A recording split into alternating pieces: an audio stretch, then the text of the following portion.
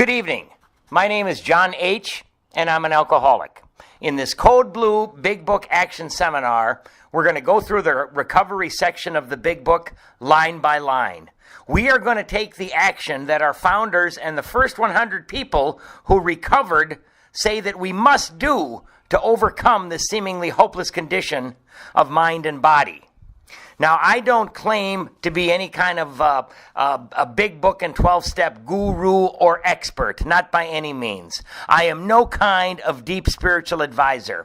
I'm just a simple drunk who was almost dead from the disease when a couple of recovered alcoholics reached out their hand to me and said, "We have a different way." Now, this is based on the Canadian method pioneered by the Golden Slippers, but I also borrow heavily from the Joe and Charlie Big Book Weekend tapes, from Chuck C., from Clancy, and from all of the giants upon whose shoulders we are riding. Now, I would love it if you could grab a couple of friends and listen to these sessions together, because working the steps with other people is always more powerful than trying to go through them alone.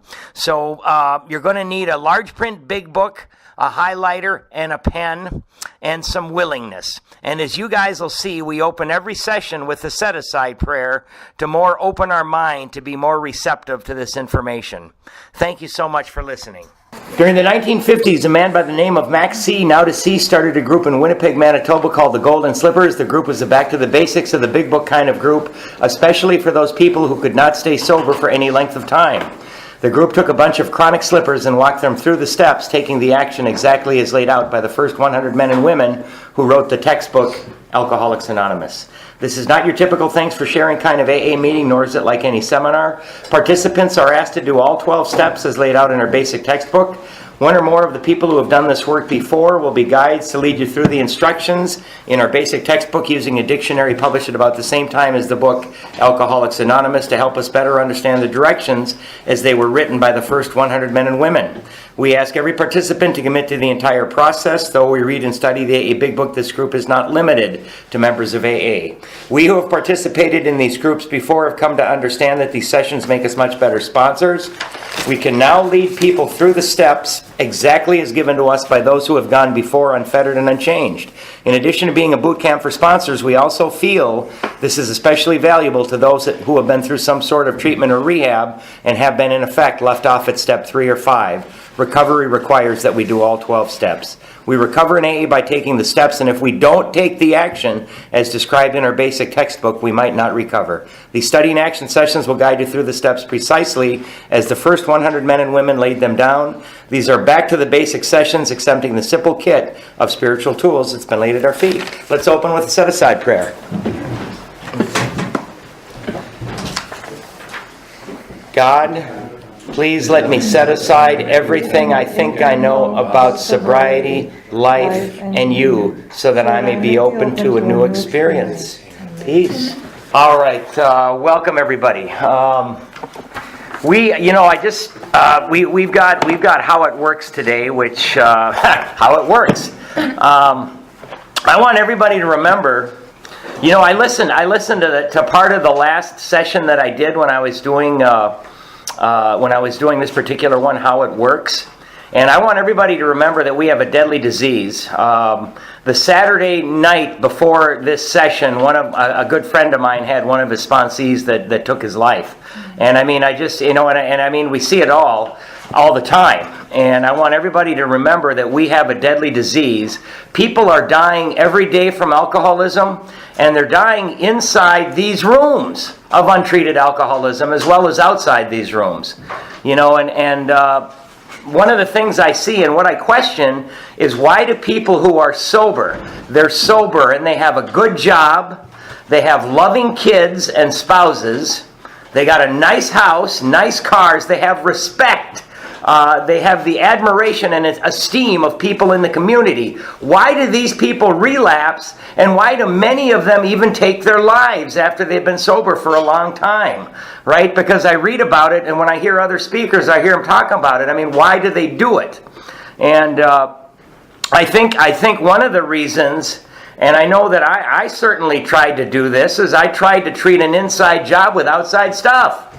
Right? I remember I was 6 months sober and I wasn't working these steps, but for the first time, I mean, when the booze and the drugs, I was spending thousands every month, and within 6 months I was buying my first house ever, 5.5 years ago, when I got sober. And I was, of course, thinking about, should I put a bullet in my head or drink myself to death? Because a new truck and a nice house, it wasn't doing it for me.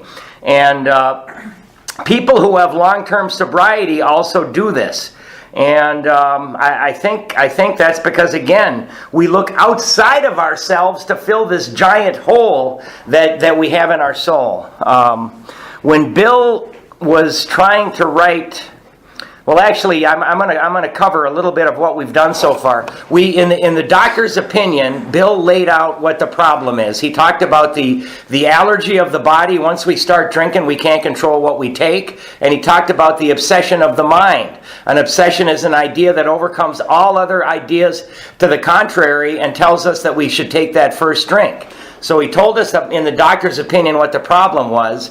Chapter 1, Bill's story, he gives us alcoholics an example of somebody who has the problem, and we get to see how he recovered. In chapter 2, there is a solution. He shows us the solution. Our problem is powerlessness, right? We try to use our willpower to stop drinking and drugging, and it doesn't work. We're powerless. The solution is power, right? The power of the fellowship. That's the meetings, right? But also, more importantly, the power of the vital spiritual experience.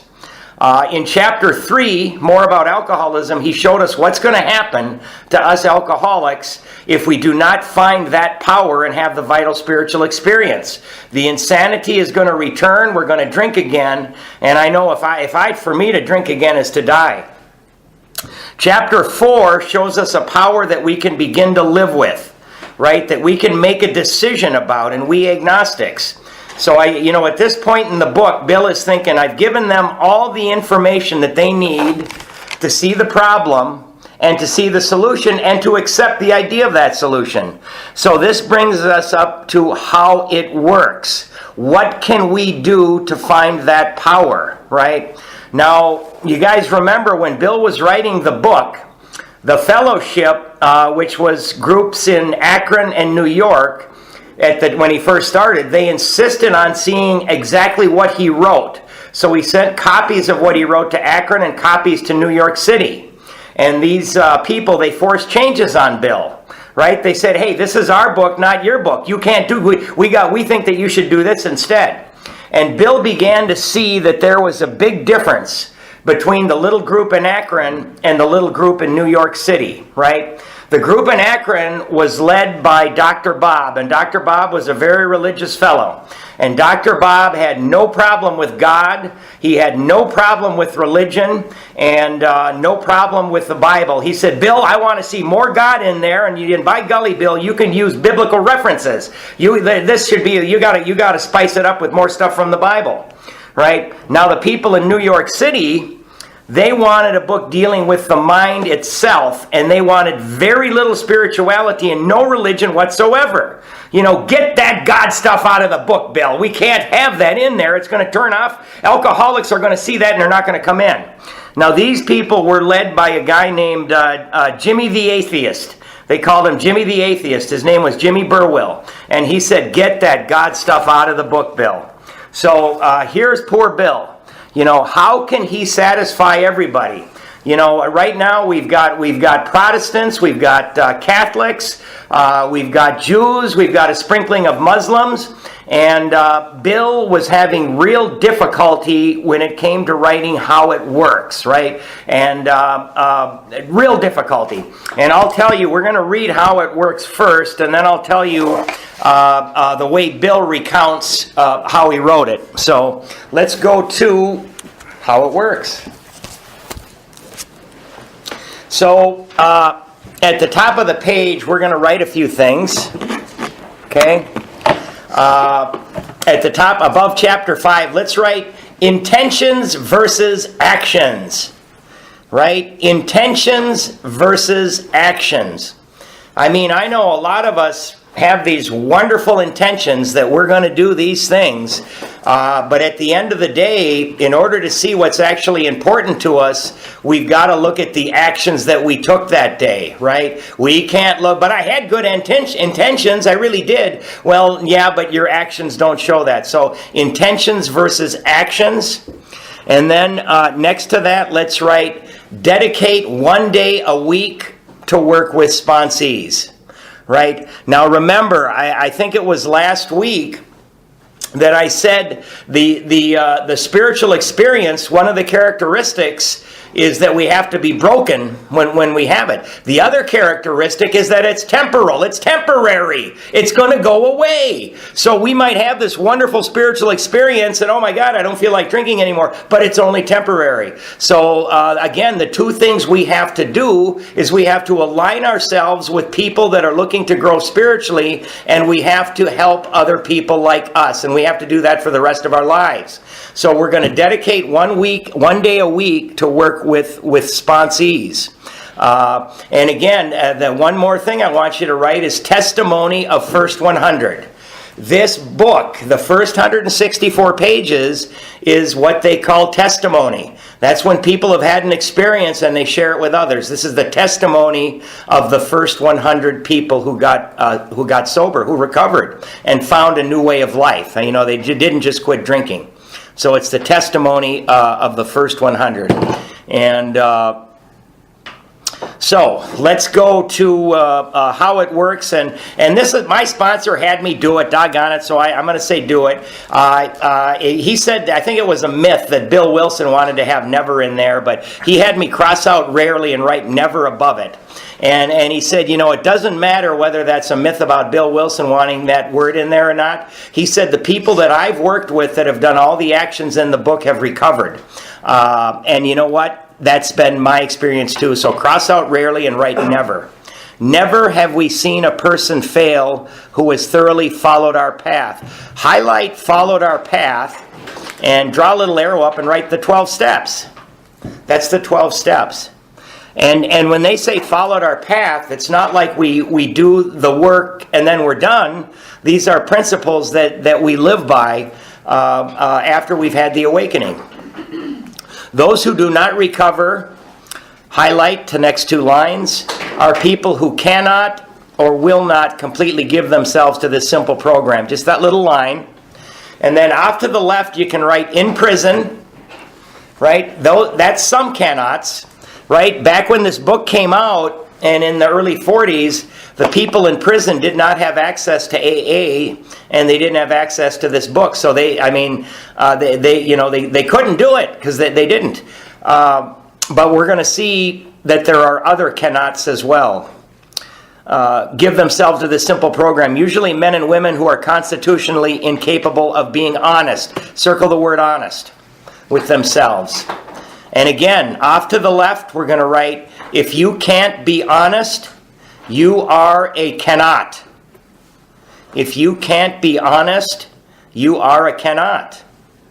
And, I mean, we've got to be honest, you know, with other people, but also with ourselves. Right? We're real good. We're real good at justifying things to ourselves, right? There are such unfortunates. They are not at fault. They seem to have been born that way. They are naturally incapable of grasping and developing a manner of living. Underline these 4 words, which demands rigorous honesty. And circle honesty again. There it's mentioned twice. Must be important. Their chances are less than average. There are those too who suffer from grave emotional and mental disorders. Next to mental disorders, let's write depression and schizophrenia. Take your best guess on how to spell that one. Depression and schizophrenia, the mental disorders. That's it? Oh, there's others too. But many of them do recover if they have the capacity to be honest. Again, circle honest again. There it is for the 3rd time. So after that word honest, I want you to write give message of hope. Right? When people come into these rooms, we've got to give the message of hope. Even if you're having a bad day, right? Even if you're having a bad day, give the message of hope to the people, to the newcomer who come into these rooms, because we want them to come back. We want them to come back. We want them to leave here and intuitively know that there's something in these rooms that's going to save their lives. Let's highlight the next 2 lines. Our stories disclose in a general way what we used to be like, what happened, and what we are like now. And above what happened, write solution. That's the solution. And then off to the left, we're going to write when you speak. I mean, essentially, when people, when you've been to the speaker meetings, people get up and that's what they do. They tell what they used to be like, they tell what happened, and they tell what they're like now. So we do that, and that's also the stories in the back of the book. And Bill's story. If you have decided you want what we have, highlight, and are willing to go to any length to get it, just that little phrase there, then you are ready to take certain steps. Okay, so after certain steps, write ask sponsee. Right? And what we're going to ask them is what's right above it. We're going to ask them what we just highlighted. Are you willing to go to any length to get it? And remember, that's what we did. That's what we wrote that in the front of our book.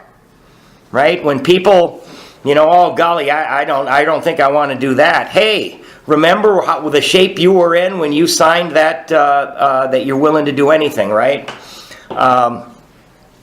And by the way, we're coming up on the 4th step, and we had a session. It's kind of funny. Well, it's kind of sad too, but there was 3 or 4 of us that were doing a Code Blue. This was probably maybe 4 years ago, and we were all sober for maybe a year and a half, and we didn't know what the hell we were doing.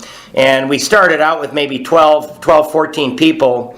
And by the time we got done with the 4th step, there was one person left. And we finished out the whole Code Blue. It was kind of funny. There's 3 or 4 of us, and there's one guy. And that guy, he finished everything, and I ran into him 2 years later, and he gave me a big hug. He said, "You know what, man? You guys changed my life. I've been sober. I went back. I got new schooling. I got a different job. I'm back with my wife." He said, "I can't believe." He said, I applied these things to my life, and it's working. And it happens every time we come to the 4th step. I lose people, and you know what? That's okay. I mean, if I can get one person that's willing to go through and do the work and change their life, this is a victory, right? So, I hope everybody stays here and does the work, because we're about to embark on the stuff that's going to change our lives. Coming up, starting now. I mean, the whole thing. So. And what we are like now. If you have decided, sorry about that. At some of these we balked. Highlight. We thought we could find an easier, softer way. Just highlight that little thing. Next to that phrase, write must get sponsor. Must get sponsor. And I think this was the session where the guy chased me out of the building, brought me back in, and assigned me a sponsor, right? So I didn't necessarily follow that advice, but I did, because I said, okay, I need one. But we must get sponsor. We thought we could find an easier, softer way, but we could not. With all the earnestness at our command, we beg of you to be fearless and thorough from the very start. Highlight to the end of the paragraph. Some of us have tried to hold on to our old ideas, and the result was nil until we let go absolutely. So we didn't get anything until we let go absolutely. Remember that we deal with alcohol, cunning, baffling, powerful. Without help, it is too much for us. But there is one, circle 1, who has all power. That one, circle 1, is God, and circle God. And then highlight, may you find him now. Highlight that. And that means immediately. It means presently. It means this instant. May you find him right now. Don't wait. Right now. Highlight the next 5 words. Half measures availed us nothing. They're telling us again, these half measures. Because, we alcoholics, we don't like to jump in with both feet. We stood at the turning point. Highlight. We asked his protection and care with complete abandon. So after abandon, we're going to write prayer without reserve, total surrender. Prayer without reserve, total surrender. And I remember almost a little less than 6 years ago, I'm pacing back and forth in my little apartment. No money, no job, running out of booze and drugs, and the world is about to collapse. I'm trying to figure out how to kill myself, and it was at that point where I said, "I give up." and I called my sister. I remember that, man. Here are the steps we took, which are suggested as a program of recovery. So what we're going to do, we're going to read these, and I'm going to give you the principle that goes along with it. So we're going to write the principle, and then I'm also going to give you the page number. And even though these steps are throughout the whole book, I'm going to give you the page number, which conventional wisdom says that is the main page where that step can be found, right? So we admitted we were powerless over alcohol, that our lives had become unmanageable. That's honesty 30. Honesty 30. Came to believe that a power greater than ourselves could restore us to sanity. 47, hope. 47, hope. Made a decision to turn our will and our lives over to the care of God. Underline God as we understood Him. Just underline that. Page 64, courage. Faith. My book is very hard to read. What page? What page? 63, Thank you. faith. 63? Yep. Made a searching and fearless moral inventory of ourselves. That's courage, page 64. Admitted to God, to ourselves, and to another human being the exact nature of our wrongs. 75, integrity. We're entirely ready to have God remove all these defects of character. 76, willingness. Humbly asked Him to remove our shortcomings. Humility, 76. Made a list of all persons we had harmed and became willing to make amends to them all.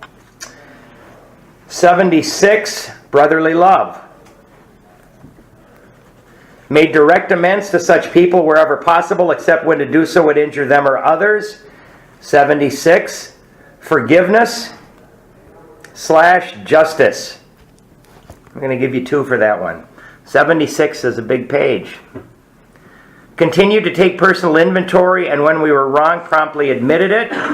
Again, I've got 2 for this. Discipline and perseverance. Page 84. Discipline and perseverance. Living by a new code. Page 84. Sought through prayer and meditation to improve our conscious contact, underline, with God as we understood Him. Praying only for knowledge of His will for us and the power to carry that out. Spiritual awareness, page 85. We're going to write something at the bottom. Steps are not suggested. Done by first 100, we must do. Steps are not suggested. Done by first 100, we must do.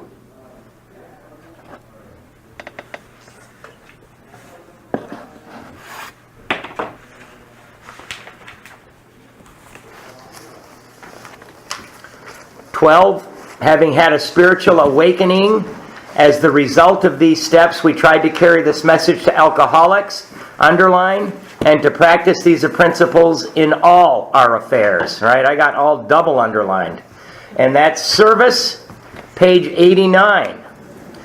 Now, remember when we read Appendix 2, Bill Wilson, that's the only word he changed, having had a spiritual awakening. When he put that out in the first printing of the book, it was experience, because he got hit by that lightning in the town's hospital, and people weren't having that same experience. So in the second printing, he changed the word experience to awakening. And that's the only word in the 12 steps that he ever changed. Many of us exclaimed, "What an order, I can't go through with it." Next to that sentence, write out loud. Out loud. Do not be discouraged. No one among us has been able to maintain anything like perfect adherence to these principles. So circle these principles and draw a little arrow out and write the steps. We just saw that each step has a principle. And funny enough too, step 12, they asked Bill, they said, well, Bill, what do you mean by these principles in all our affairs? And Bill said, well, I couldn't very well write, having had a spiritual awakening as the result of these steps, we tried to carry this message to alcoholics and to practice these steps in all our affairs. That doesn't sound right. So he put principles in there. Perfect adherence to these principles, which are the steps. We are not saints. The point is that we are willing, underline willing, to grow along spiritual lines. The principles, again, circle that and write the steps. The principles we have set down are guides to progress, and we're underlining this. The principles we have set down are guides to progress. We claim spiritual progress rather than spiritual perfection. Our description of the alcoholic. Okay, above that, write doctor's opinion. The chapter to the agnostic, above that you can just put 4, right? It's chapter 4. And our personal adventures before and after make clear 3 pertinent ideas. Now, next to personal adventures, write stories. Those are the stories in the back of the book. And Bill's story. Personal adventures. Before and after make clear 3 pertinent ideas. A, and we're going to highlight these, the ABC. A, that we were alcoholic and could not manage our own lives. Okay, so in front of that we can write 1, step 1, and after our own lives write, I will screw it up. I will screw it up. I have screwed it up. That we were alcoholic and could not manage our own lives. I will screw it up. Put a 2 in front of the B, step 2, that probably no human power could have relieved our alcoholism. Okay? And my sponsor, because I was having problems with this God thing, and he had all of us write, no God, you are screwed. Right? People say you can't talk about God, you're going to scare people off. Well, our book talks about God. It talks about God all over the place. And one of my first sponsors said that if they drive them off, whiskey's going to drive them right back in here. No God, you are screwed. That God could and would if he were sought, right? So 3 through 11 you can put by C. And after that, write action. Action. Right? Seeking is an action. We've got to do things, right? And guess what? They're the steps. So, being convinced. Circle being convinced. Okay, and right next to it, right, we are at 82 pages. So, right now, guys, counting the Roman numerals and the forewords, we've got 82 pages to convince ourselves about A, B, and C, right? That it basically to convince ourselves about steps 1 and 2. We've done all this work to make sure that we've got steps 1 and 2. And you can't really work steps 1 and 2. They're conclusions of the mind. Right? We've got to understand that we are powerless and our lives are unmanageable. Those are 2 separate thoughts. When I stopped drinking, I took the alcohol out of the equation. My life was even more unmanageable, right? And no human power could have relieved my alcoholism. So that's all of the work we've done just to get those ideas, and that God could and would if he were sought. So being convinced, we were at step 3. Right? We're not there yet, but we're just about there. 82 pages. Which is that we decided to turn our will and our life over to the care of God as we understood him. Just what do we mean by that, and just what do we do? Highlight that. Just what do we mean by that, and just what do we do? Okay, so also right there we're going to write step 3 starts here. Step 3 starts here.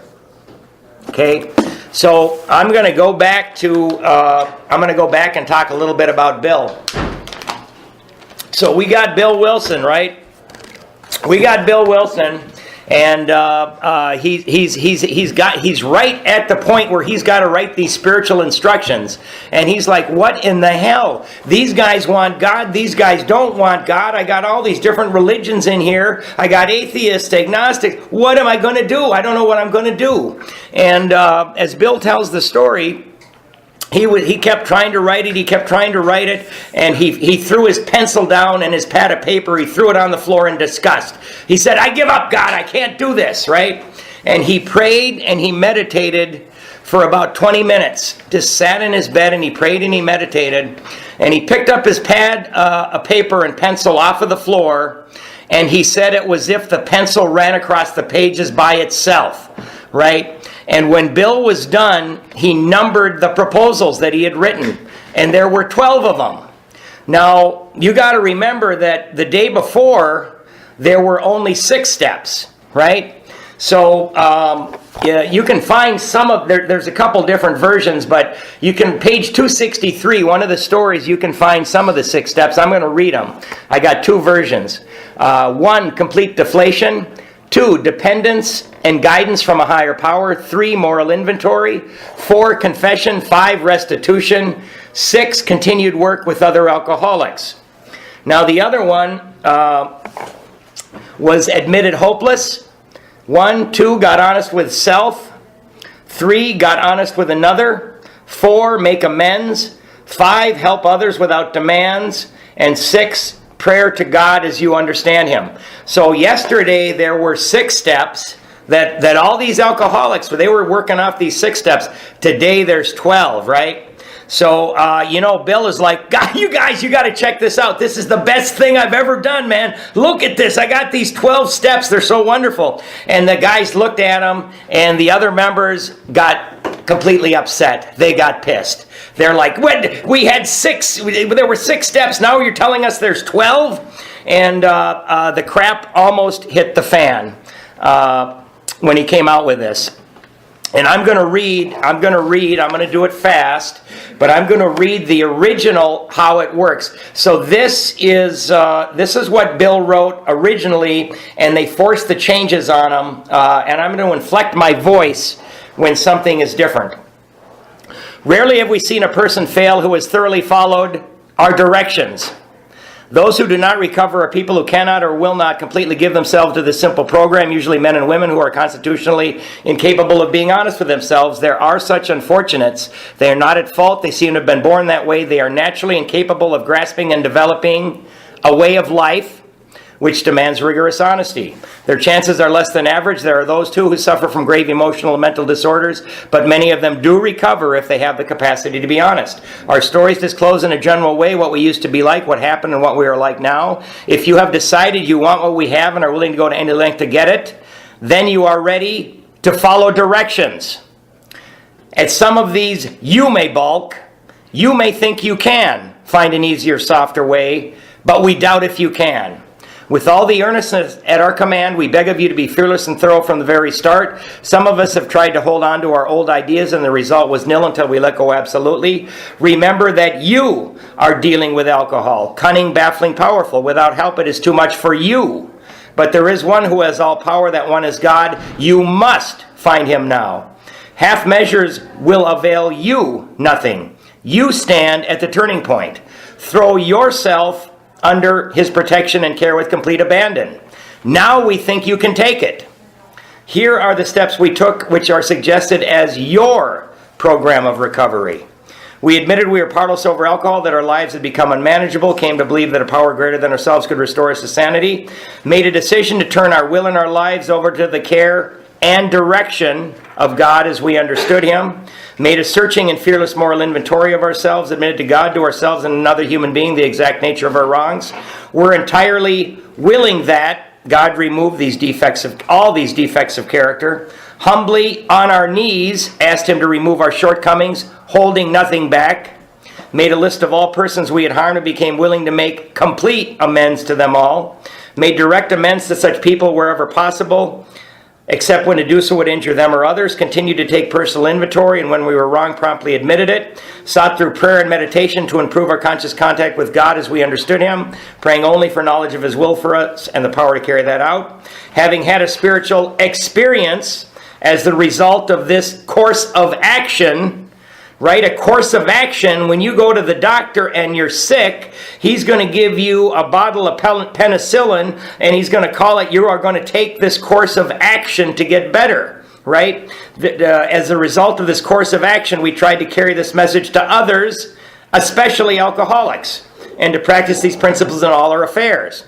Remember, they were members of the Oxford group, which were people practicing first century Christianity, and the Oxford group was more interested in getting the wealthy people in society to come into their groups, rather than the lowly alcoholics. Now you may exclaim, what an order! I can't go through with it. Do not be discouraged. No one among us has been able to maintain anything like perfect adherence to these principles. We are not saints. The point is that we are willing to grow along spiritual lines. The principles we have set down are guides to progress. We claim spiritual progress rather than spiritual perfection.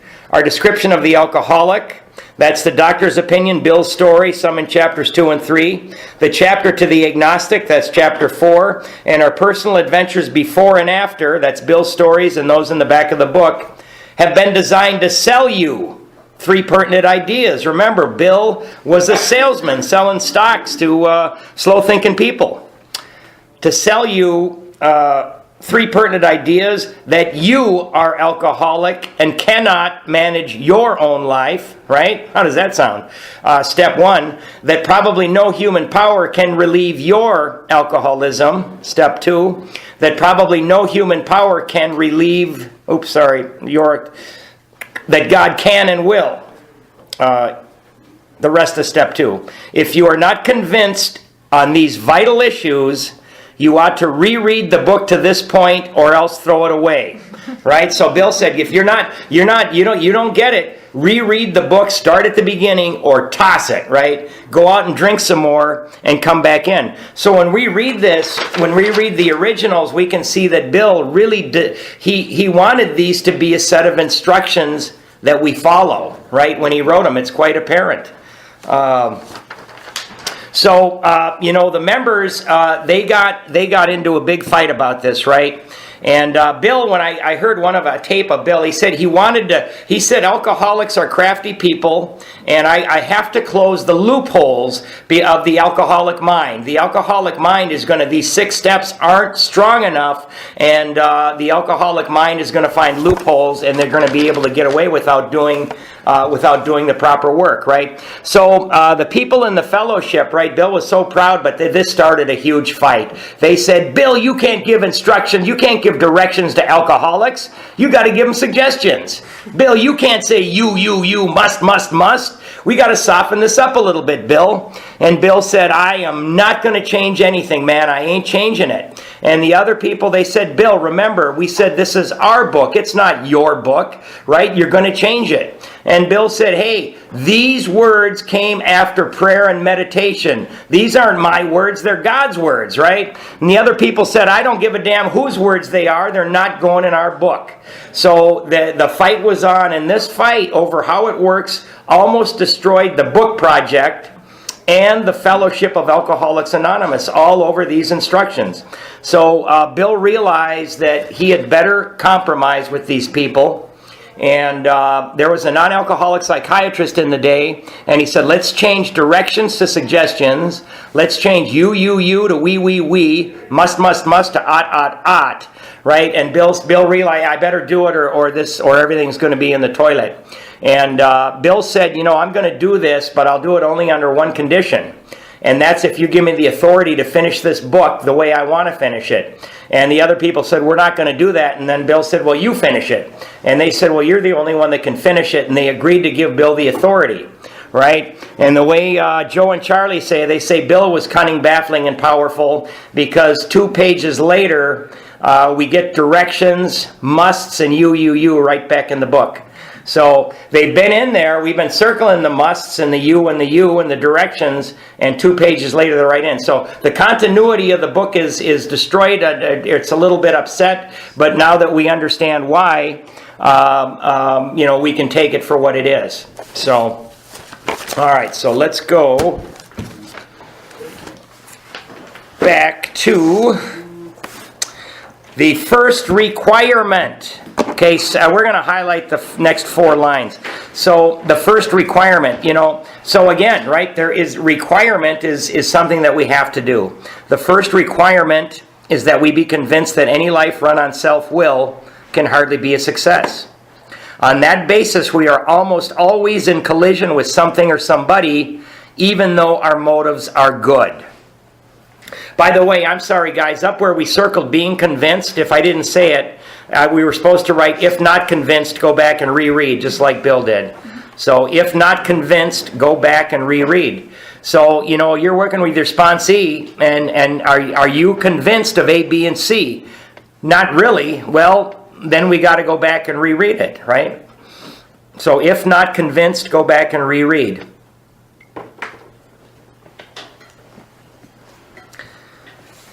Most people try to live by self-propulsion. Each person is like an actor who wants to run the whole show, is forever trying to arrange the lights, the ballet, the scenery, and the rest of the players in his own way. At the bottom of the page, let's write, it's not odd, it's God. A lot of people run into a lot of coincidences when they first start coming into AA, usually good ones, right? It's not odd, it's God. So now we're going to talk about the actor. Each person is like an actor who wants to run the whole show, is forever trying to arrange the lights, the ballet, the scenery, and the rest of the players in his own way. So this guy is the actor, not the director, right? If his arrangements would only stay put, if only people would do as he wished, the show would be great. Everybody, including himself, would be pleased. So right next to that, off to the right, let's write "mind me" with a question, with a exclamation point. If only people would mind what I say and do it, right? Mind me. So we're going to write some stuff at the top of the page. And I think it's really good. I wish I could read it, but I think I got it. Essentials for hearing God's will.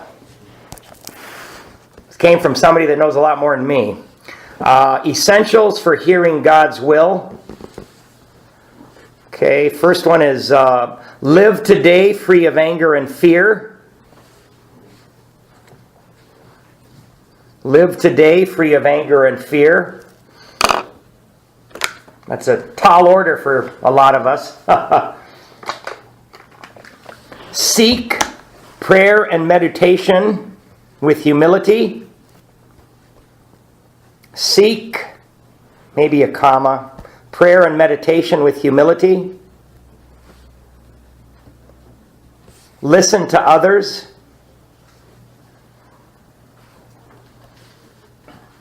Listen to others.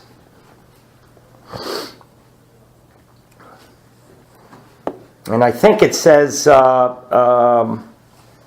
love, selflessness, purity, and honesty. Love, selflessness, purity, and honesty.